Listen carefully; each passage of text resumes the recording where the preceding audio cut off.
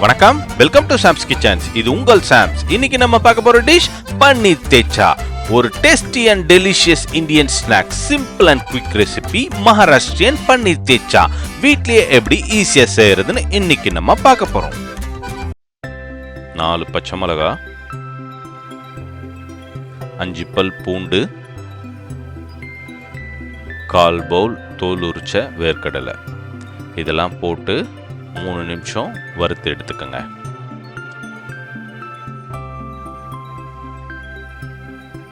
வறுத்து முடிஞ்சதும் அதை ஒரு குத்து உரல்ல போட்டுக்கங்க.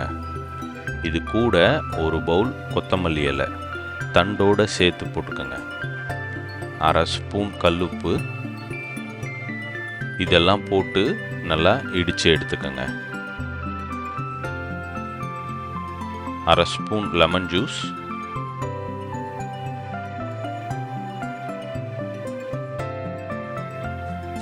1 ஸ்பூன் ஆயில், கொஞ்சமா தண்ணி.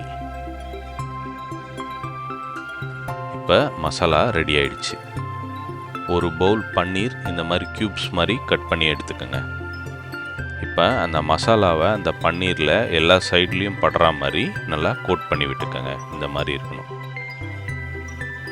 எல்லா பன்னீர்லேயும் மசாலா கோட் பண்ணியாச்சு. ஒரு குக்கிங் பேனில் கொஞ்சமாக ஆயில் விட்டுக்கோங்க. நம்ம மசாலா கோட் பண்ணி வச்சுருக்க பன்னீர் க்யூப்ஸை இதில் ஒவ்வொன்றா வச்சுக்கலாம். கொஞ்ச நேரம் கழித்து அடுத்த சைடு இந்த மாதிரி திருப்பி விட்டுக்கோங்க.